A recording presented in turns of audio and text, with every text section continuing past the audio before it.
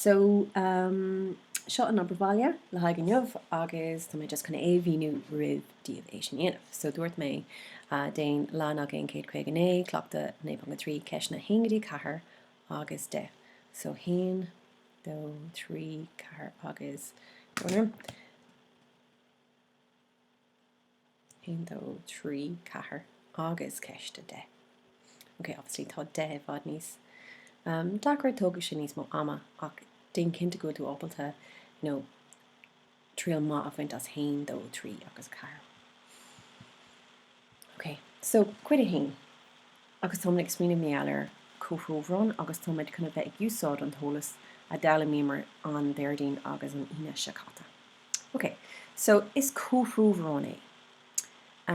Cílíonn sé sin den go bhfuil na Ilanacha ó córacha cóvéid. So an céad rud gur féling rá faoi é, Ilan é, tósilan é, go bhfuil sé cothrom le 7-8 céim mar tá na Ilanacha ó córacha cóvéid. Okay? So seo an céad piece os gur féling rá dear current butter. Now, cámid bí a oil. Tá gá slí bí a oil sa cheist seo. Agus tá mé chun an slí san a bhí gin cúpla lá hin. Okay, so feic an cross seo is si atá gceist an seo, nach? Agus saolig gur trasnánaí seo is línta cóhróirithe iad seo. So tá an bun agus an bór don si cóhróir le chéile. Cílíonn sé sin go bhfuil Ilan bí móda 7-8. Born becartam just 7-8.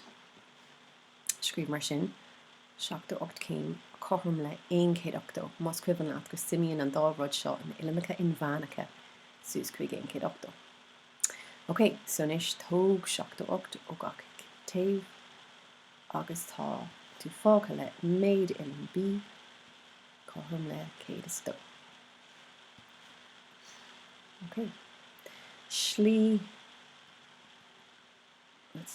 a 1, slí a 2. Begáin níos fuide ach arís ag úsáid an ólas nua a formar ar an Déirdín agus an Ina. Okay. So fengad a rasir seo is Ceathairsleasáin é sin. So we have 1, 2, 3 Ceathairsleasa.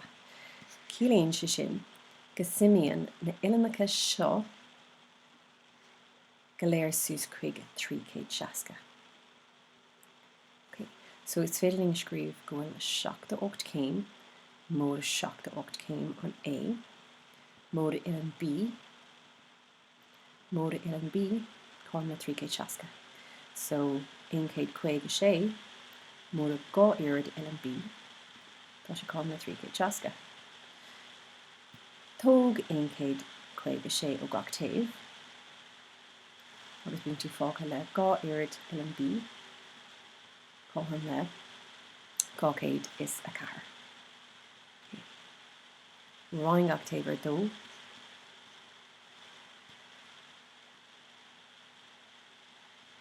Bíonn tú fága le 1 is a 2. So an slí difriúil ach an freagra chéine in nach